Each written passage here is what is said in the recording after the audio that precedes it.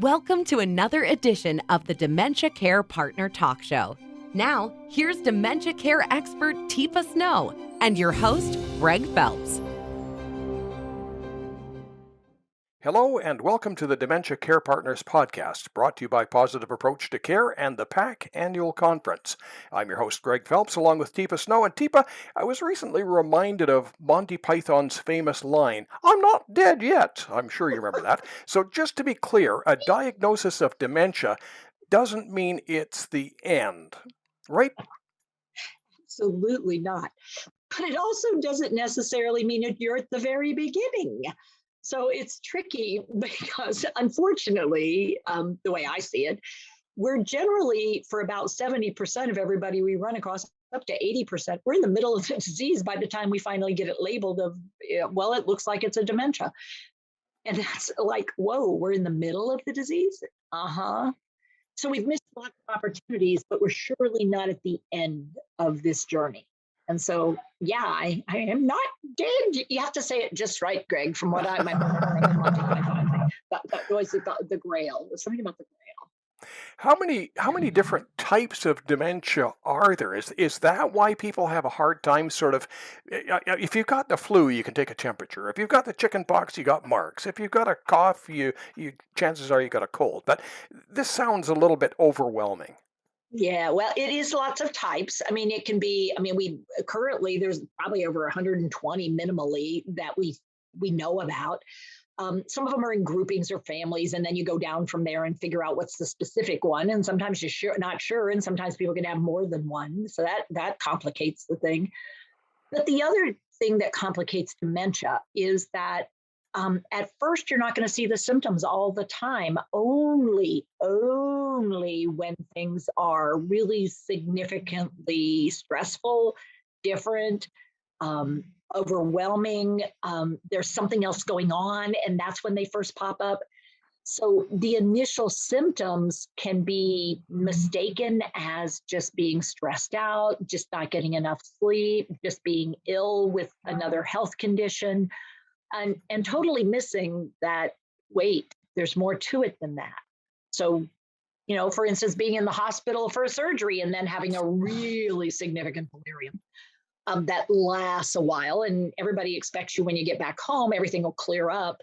And maybe it does, but what we know is that within 5 years, half of those people will have full-blown dementia symptoms. So, this whole thing that it hides and it's tricky at first does make a difference. But, we certainly are not at the end of the disease in the vast majority of cases when we're first noticing something. Now, you use two different terms there, early in the progression of the disease, and then there's another term that I've heard, which is early onset. Now, these aren't the same. Yeah, no, which is one of the reasons that we very early on, decided to really go with the phrase that a lot of people go with, which is young onset dementia, because we're talking about the age at which the first symptoms were noticed. Young onset classically means younger than 65. Currently, we're looking and toying with the idea younger than 75 would be our measure for younger onset. But early signs, early stage dementia would mean that you're in the earliest part of your dementia, regardless of how old you are. So you can be 89 and be in early state of a dementia, of Alzheimer's, of LATE, of Lewy body dementia. You're in the early state as opposed to early, middle, or later state. General global way of rating it, if you would. Now, if we were able to pop the top of our heads off and have a look, is my brain actually physically changing with dementia, or is it just things aren't working on the inside? Yeah, here's the deal. It's both chemical and it's structural. There are structural changes. Your brain cells themselves are losing synaptic connections. They're shriveling, they're shrinking, and ultimately they're dying. But they're also then being surrounded by for some dementias, abnormal proteins. There are abnormal protein formations that used to not form the way they're forming now. And so the brain cells are getting sick and they're not working as well, and they're shriveling and shrinking and dying, and you don't get rid of them, but their ability to send messages while they're sick but not dead is also having an impact. And then as that cell dies, the condition then starts spreading through the brain. And that's this cascade event, that it starts in a couple areas and then spreads itself into other areas and keeps spreading and spreading and spreading until so much of your brain has been damaged that your brain isn't able to run you chemically or structurally, because the structures are literally disappearing on you. They're there, but they're dead and they're not working, and they've shriveled and shrunken. So your brain literally shrinks down. The lobes of your brain, the blood vessels in those lobes are also going to be impacted because the tissue that they supply isn't there anymore and isn't working anymore in the way it did. There's a term I've heard used, and it's dreary to just the sound of it. Comorbidities. What does that mean in relation to dementia? Oh, I'm chuckling because, don't we love to medicalize things? So in addition to having dementia, what it means is many people who are developing dementia, they have other chronic health issues. So things that increase your risk of getting dementia, but the things that if you have dementia also are high risk categories. So for instance, diabetes is one. Hypertension would be one. Parkinson's disease would be another.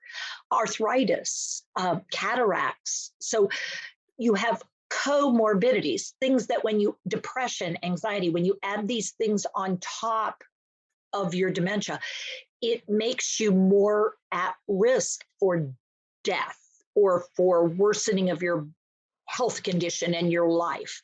Because when you add one and you've got diabetes, and now I have hypertension, and now I have a stroke, and I've recovered from the stroke, but now on top of that, my arthritis is getting really bad. And you see how they pile on there, Greg? Sort of like strike 4, strike 5. Like you're thinking, enough.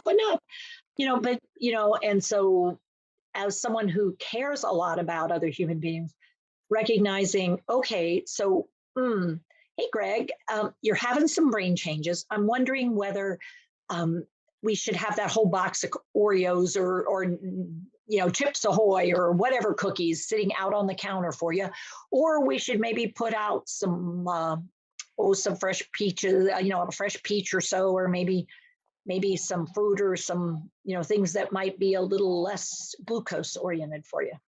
So it's a rethink for the whole future. It's not just how it used to be. It's planning ahead. It's it's a challenge for everybody involved. I'm not dead yet, So yes, I want some pleasure in staying alive and being alive, but maybe looking at how we make me comfortable, how you're comfortable or uncomfortable. How can we live a life that has some comforts in it and yet gives us enough challenge that we know we're still alive? Just Teepa, thinking. we've covered a broad array of topics here today. If somebody is listening to this going, gee, I'd really like to follow up on that one particular point, is there information they can look up? Can I talk to somebody? I mean, how do I follow this up? Yeah, I would say your first bet is probably to follow it up with a conversation or an email at info@teepasnow.com or consults@teepasnow.com, or give us a phone call, because I think, or do it live with chat online, because I think the first thing we want to find out is what about what we talked about got you interested, because there are so many different directions your brain might be going.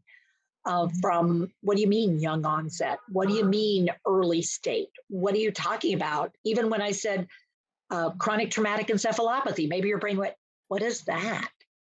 So there's so many possibilities. Maybe getting connected first so you can figure out what it is you're interested in, so we can make sure we match you up with the right resources that we have. Teepa, thank you very much. Thank you, Greg. Today's podcast is brought to you by the Positive Approach to Care 2022 Annual Conference. PAC promotes function. Use it or lose it. November 13th to 15th in North Carolina. You can attend virtually or in person to learn practical care skills that work. For more information, click on Events, then PAC Conference at our homepage at teepasnow.com. Hi, I'm Teepa Snow, and you just found our YouTube channel and watched one of our videos. I'm the owner and founder of Positive Approach to Care. Thanks for watching, and if you liked, if you have a comment about, or you would, please share it with people you know. Oh, and if you haven't yet done it, consider subscribing. We'll let you know when the next new video comes out. And you might want to visit our website, www.teepasnow.com, where you'll find other resources as well. See you there.